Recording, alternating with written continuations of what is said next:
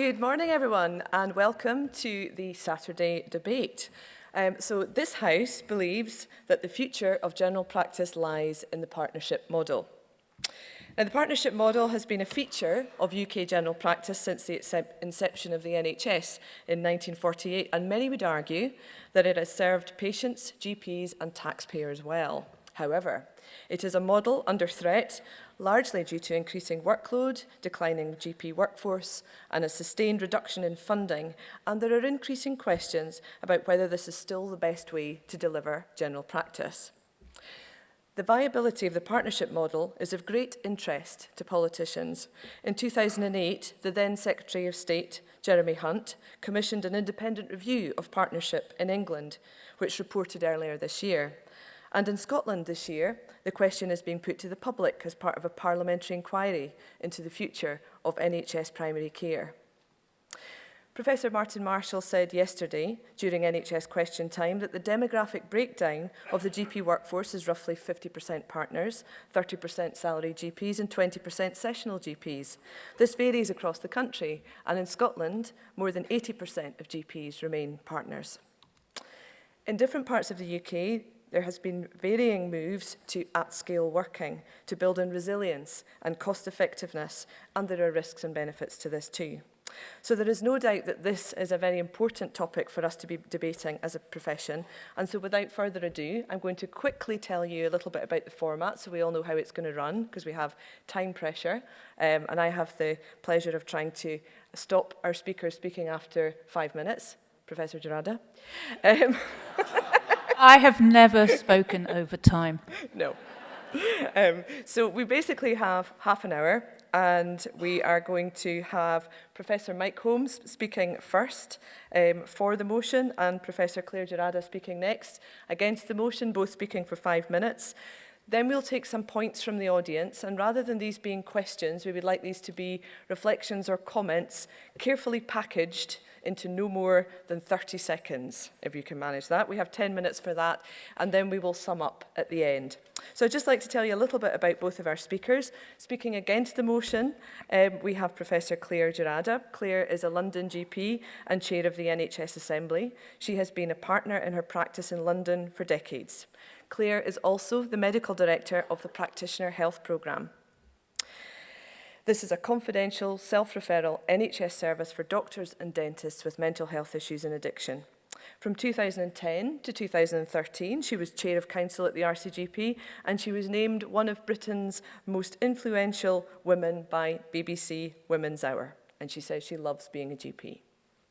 Speaking for the motion, we have Professor Mike Holmes. Mike is a GP in Yorkshire, a partner with Haxby Group since 2002, caring for 60,000 patients in the cities of York and Hull.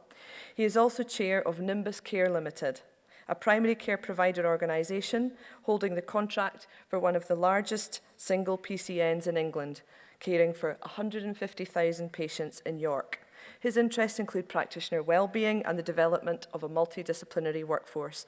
Mike is also the Vice Chair of the RCGP, with both responsibility for membership and international work of the college. He says he loves his job and the variety and balance that it brings. So, first of all, I would like to invite Professor Mike Holmes to the podium.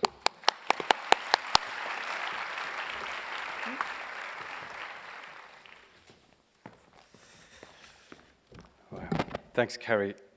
First of all, can I just say what a pleasure it is to talk to you this morning about something that I love, but also to share a stage with Carrie Loonan, Helen Stokes-Lampard, Martin Marshall, Roger Neighbour, Maya Lakhani, and of course, Claire Gerada. At least I'll have something to tell my grandchildren when I retire, if nothing else. So my name is Mike Holmes. I am a GP. I'm proud to be a GP, and I'm proud to be a partner. I've been a partner since the day I qualified as a GP at the same practice for 18 years. A practice that spans 2 cities and in which I'm privileged to have 20 partners. So for me, partnership is my past, my present, and my future. And my aim today is to persuade you that there is a future for the partnership model that can thrive. To debate the pros and cons, the opportunities, and help us navigate the current landscape. I'll start by describing the two biggest benefits of partnership in my view: people and agility.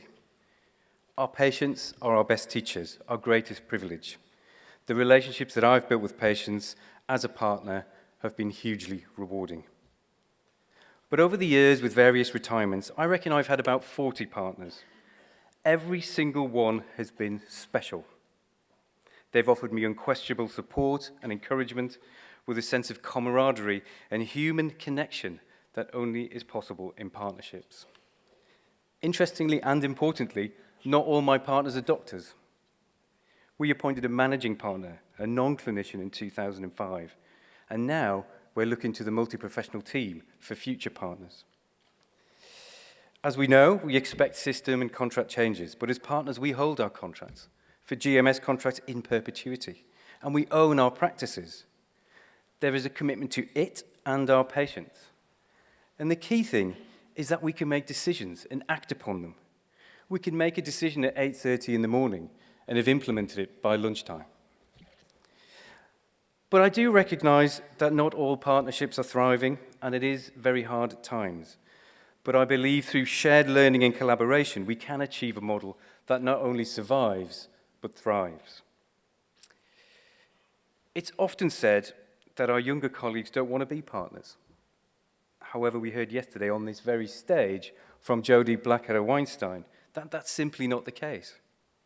She clearly told us that young doctors do want to be partners, but perhaps they want to see some changes.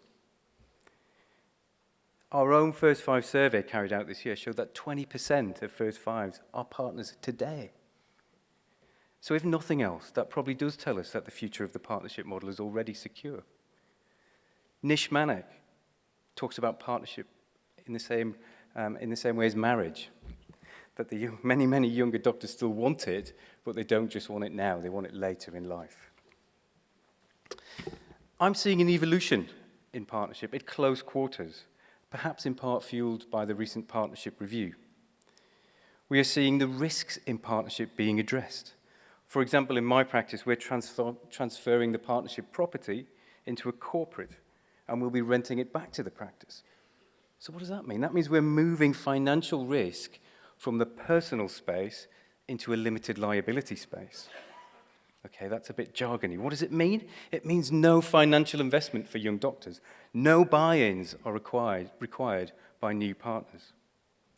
We've got a scheme that slowly embeds new partners into the practice in a supportive way to flatten that steep learning curve.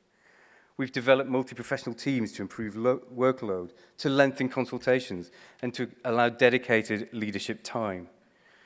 We're seeing new schemes to prepare young doctors for partnership in leadership roles. The New to Practice scheme and the concept of post-CCT fellows. In my practice, I've got 5. We work with 5 post-CCT fellows. They do 50% clinical, 25% personal development, and 25% leadership and other forms of development. So we're normalizing the portfolio career. So let's stop talking about portfolio careers. Variation is just what we do, and it will enable longevity in our careers. The agility I spoke about at the beginning allows innovation and diversification. We've diversified into community pharmacy, 30 others seconds, Mike. into specialist clinics and multi-professional training and technology. So with that comes an opportunity to address well-being, fewer consultations, managed workloads, multi-professional teams, but genuinely connection as human beings. Our partnership recently bid to run a practice that was run by an organisation that wasn't a partnership in a deprived area of Hull. It was struggling to recruit. But in 6 months, our partnership model has turned it round.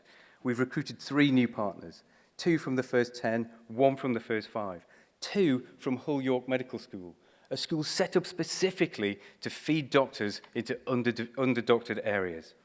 That's 5 minutes. Thank you. So I've presented a utopian view there, and I make no apologies for that. But as we heard yesterday from Sir Michael, today's utopian is tomorrow's realist. Thank you. Thank you.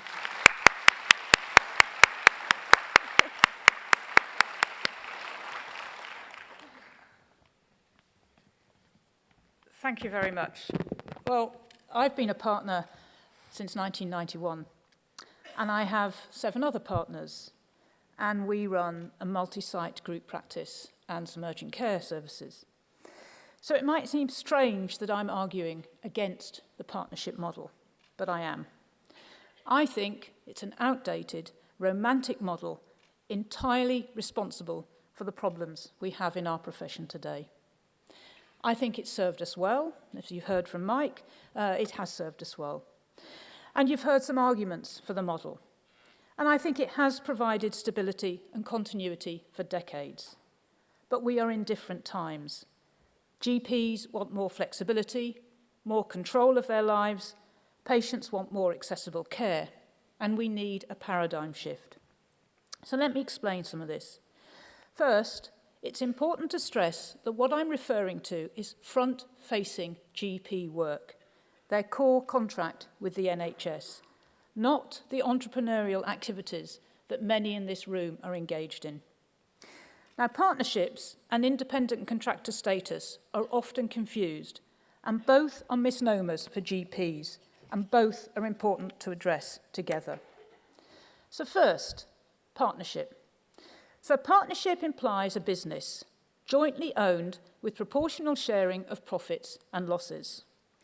We're often compared to small businesses, and sometimes unkindly to a corner shop. But we're not a corner shop, and neither are we a small business. We cannot trade on the stock market. We cannot sell our goodwill. We cannot even determine what product we sell and to whom. All we can do, if we want to earn more, is to work harder, or switch the lights off as we leave in the evening.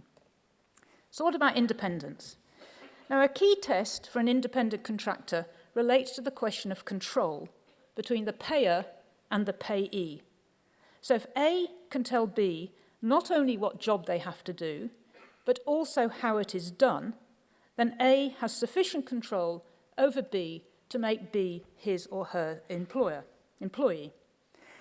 Now, in 1966, the new GP contract served to provide professional autonomy. It reinforced the GP independent contractor status, and it did so for another 24 years.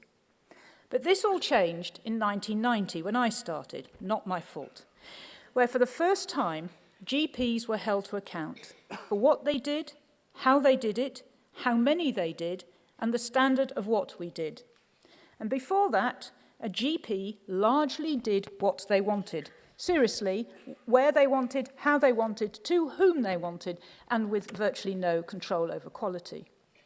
Now, we can't even choose what colour curtains we have, let alone the hours we work or the services we provide. And we are by no means independent employers. We are employers of the state. Now, my generation created the mess we're in. When in 2004, the new GP contract came in. It allowed for better flexibility and more money. But instead of my generation focusing on creating a more sustainable GP system, instead we pocketed the gains. We created a new class of GPs. And now we have a fragmented, piecemeal GP workforce working all over the place, as salaried doctors, peripatetic doctors, and partners.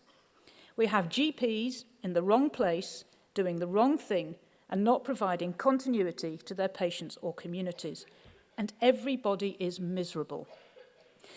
It's now for the next generation to sort this, but this means being brave. It means removing our rose-coloured spectacles. It means defining what sort of care our patients of the future need and how they should receive it, and how you want to work. And then working out what employment models are best to deliver this. And you've heard from one, a limited company. In 2008, I wrote a piece called Changing Partnership for the college. And I urge you to read it. At the time, the GP roadmap had just been published, and Maya Lakamni had visionary created what we now know as federations. I suggested that federations allowed us to define the contractual relationship of the GP and the NHS, and that the new ways of working demanded new roles for GPs, not based on ownership of particular property, but instead on the function that each provides to his or her organisations, leadership, clinical and managerial roles. I argued for a new career structure for GPs, for protected time for learning and opportunities to develop special interest, and for a new salaried GP contract for us all, akin to what we see in hospital doctors. If we do this right, we can have the best of all worlds. We can have a decent contract limiting the hours and intensity of our work, as well as professional, not financial ownership of our primary care organisation. 5 minutes, Claire. Do this, and we get out of the mess that we're in, and we can create a sustainable future for the next generations of GPs and patients. Thank you.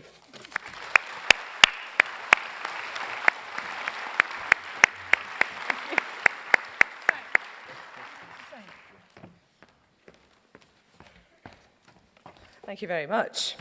So I hope that has whet your appetite for some further discussion, and that during those two presentations you have been formulating your small packages of thought into 30-second chunks.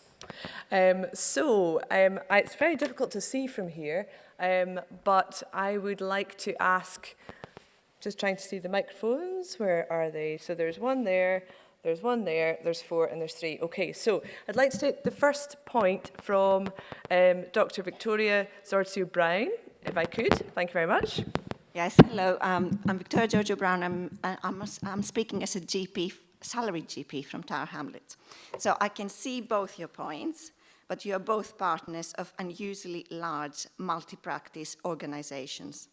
And I have been wondering whether actually there is a third option here, and whether it is time for a new, more inclusive model of general practice, which will offer more flexibility, but also shared ownership.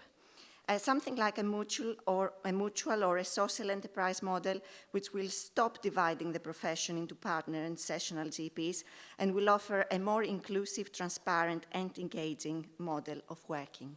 Thank you. Thank you, Victoria. I'd like to take this next question from one. I think that's Dr. Scott Jameson, if I can see you properly. Hi, Carrie. Yeah, Scott Jameson, GP in Scotland. Talking of utopia, I reflect upon the Scottish example of delivering general practice care, whereas Carrie pointed out 80% of us are partners. My concern where in the salaried model that we have found in Scotland, in a world without QoF, remember, and without some of the constraints of delivering general practice you have down south, is the salaried model wasn't affordable. So the salaried practices, unfortunately, that we have got in Scotland, unfortunately, cost significantly more. And the partnership model, I have to say, I love it and I enjoy it. So it's not at the detriment to my well-being, because I know my colleagues who potentially work in the salaried models are not any better in their own well-being than I am. And as such, the main concern we have, certainly in Scotland, about that is that we can't afford to deliver that, sadly. Whether I would want it or not is a different matter. Thank you, Scott. At microphone 2, we've got Professor Simon Gregory. Thanks, Kerry. Simon Gregory, GP in Northampton. Often general practice is described as the corner shop model, as if that's a bad thing, but it's not. When I was a child, Auntie and Uncle ran the corner shop. It was great. They knew us, and they knew all our needs. But then a Tesco megastore came round the corner, and the corner shop went under. After a few years, we got a local mini Tesco. It's serviced by random employees who didn't know where anything was, let alone know us. The fat cats at the top don't know us or our needs. We don't need mega practices, but we do need partnerships. We need local ownership and local partners. Whatever the model, I'd like to keep it local. We know our communities, we know our patients, we know our people. And finally, thinking of the size and the models, I wonder if it's time for us to say that no GP in a practice should earn from the NHS more than 2.5 times the mean of all GPs in the practice. Let's support partnerships, but let's keep them local. Thanks, Simon.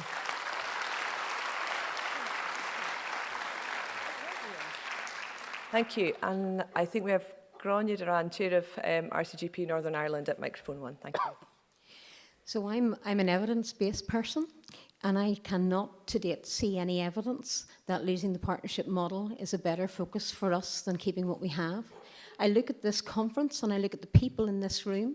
I look at the variation in how we deliver our services, the ability that we have to expand and change, the flexibility we have to follow our own dreams within our own practice populations.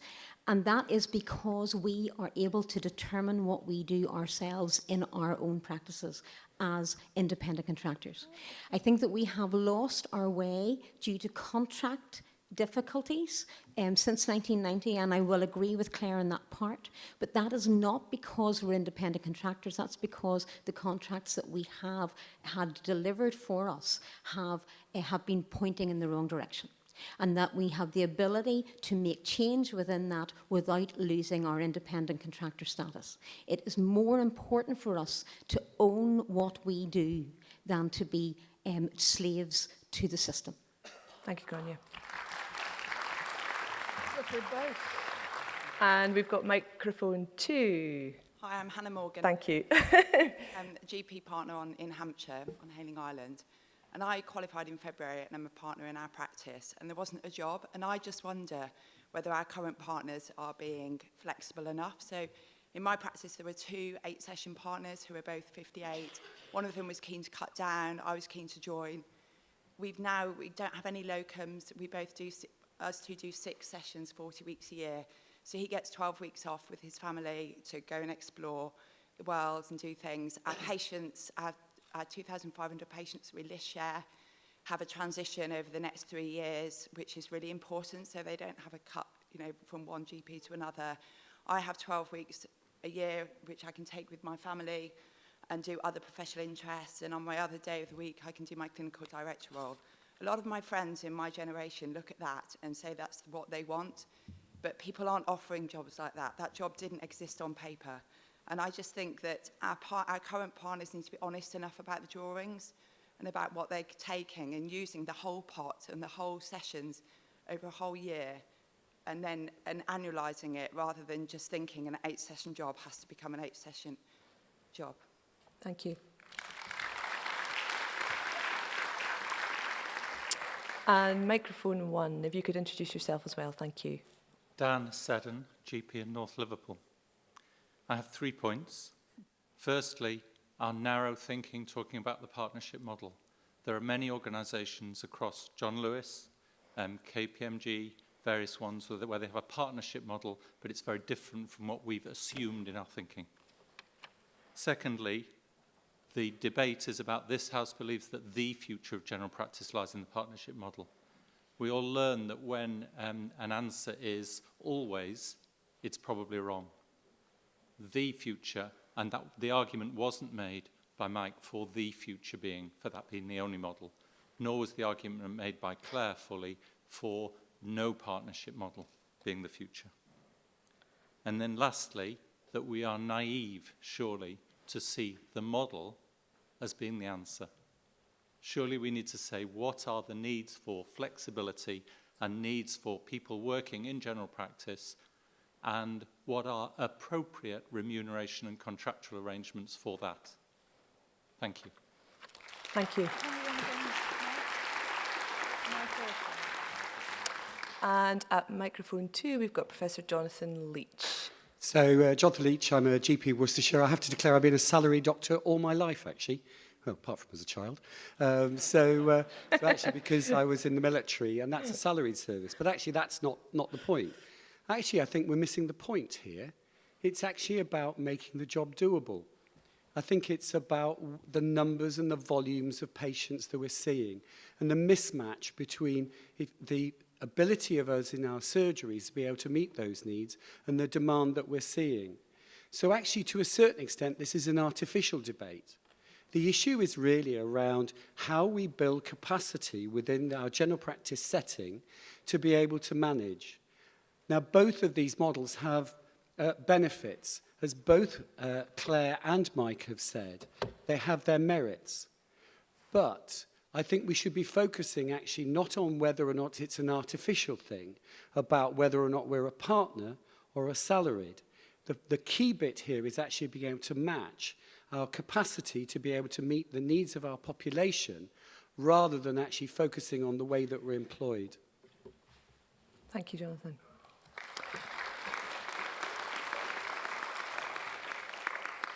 We don't have anyone else coming up to the microphones. Is there anybody else that would like to make a point?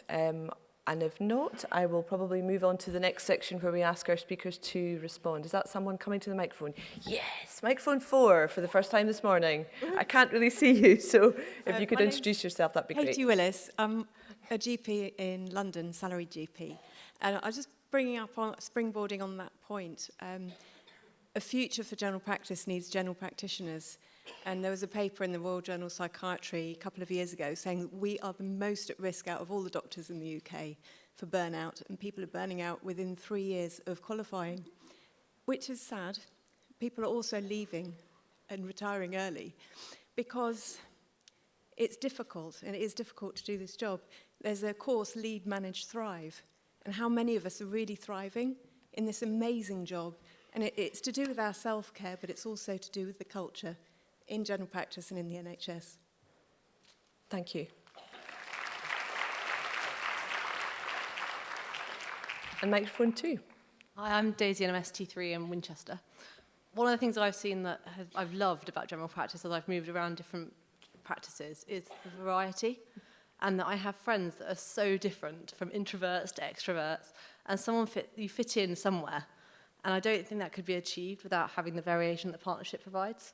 In hospital, it's sort of one size fits all, but in general practice, you can shop around and find somewhere that you belong, and that's something that I love. Thank you, Daisy. Okay, we've probably got time for 2 more 30-second sound bites. So we've got microphone 1 and then microphone 2. So microphone 1 Dr. Mohammed. I was a GP in Nottinghamshire. Because of the workload and everything, I resigned and moved to the international.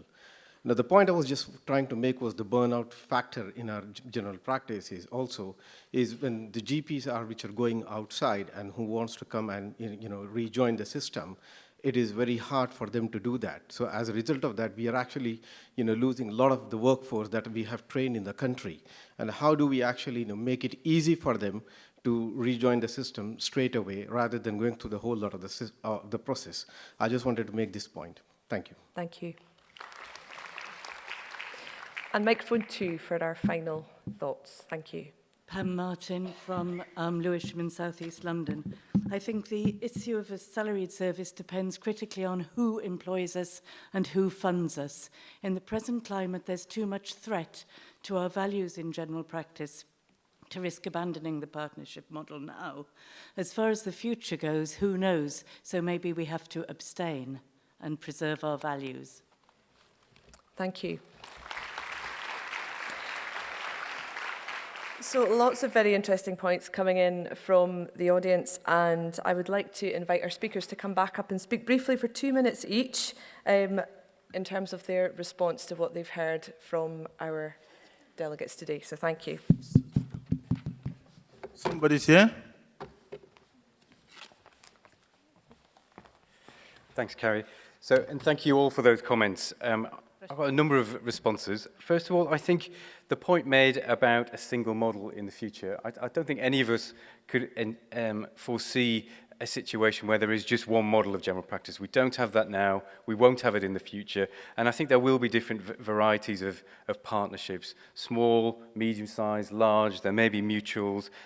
There may be social enterprise. But, I think there is evidence that sometimes those models can have limitations. And certainly the practice we got involved with in Hull was suffering from a little bit of that. I think structure is really important. Simon talked about the corner shop variety of general practice. As our partnership has grown, we've maintained that. We have 11 sites across 2 cities. One of those sites serves 1,500 patients in a small rural village near York. So we do have that. It is important to retain that localism, retain that patient relationship on a personal level. We heard about well-being and sustainability and control and workload. We shape our future in our partnership. We can make decisions. We have varied sessions. We release clinical time for leadership. We have 15-minute consultations. No one told us to do that. We could just do it because we knew it was the right thing to do. We go home on time. There is a way to make this work in a sustainable model. And I think general practice and the partnership model will need to evolve. It hasn't stayed the same since 1948.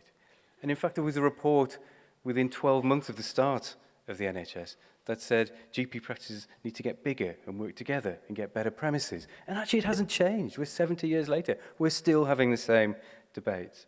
I want to finish by talking about well-being. I think we are looking after that in our practice. We have well-being leads. We're changing the way we work. We have sabbaticals. Hannah talked about getting the opportunity to have time away from the practice. I was really fortunate to be able to do that. After 10 years in practice, 6 months working in Australia with my family. It was an amazing opportunity. And I came back refreshed and reinvigorated and ready for the remainder of my career. Thank you.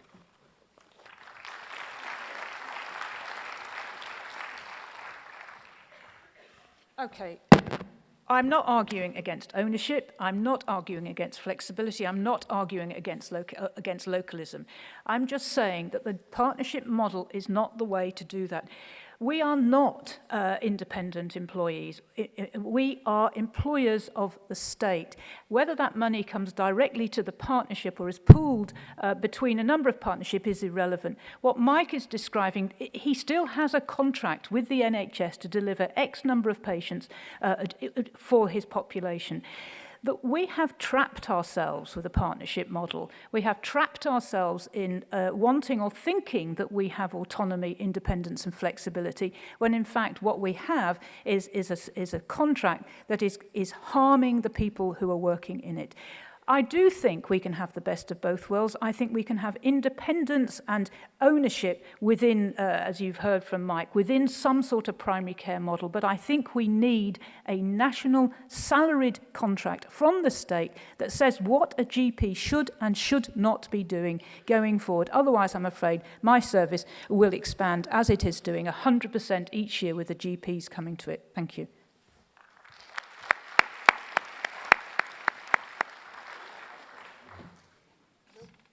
Oh, it went, the red thing. Okay.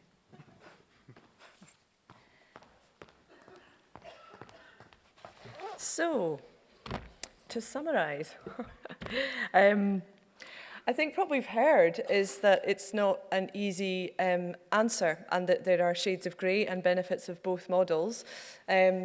Certainly, I've worked as a partner in 2 different practices. I've been a salaried GP within a partnership. I've been a salaried GP within a health board. And there are aspects of both models that work well, and there are also aspects of both models that can be incredibly frustrating.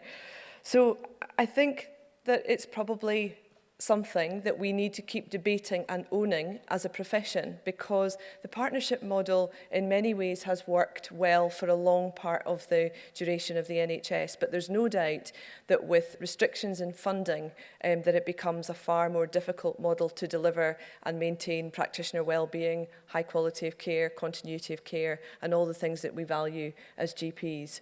So I think that there are benefits in looking at different models across the country and all the things that you've suggested from the floor, picking out the best aspects of them and owning it as a profession in terms of where we want to see our future. So I'm sorry I don't have an answer. We were never going to have an answer with this debate. It's far too complex to discuss in this type of forum, but it's been incredibly useful to hear from you all what your points are, and it's the sort of thing that we want to keep hearing from you as a membership. So please do feed this into us, because it's absolutely our bread and butter as Royal College of GPs. So thank you very much, and thank you to our speakers.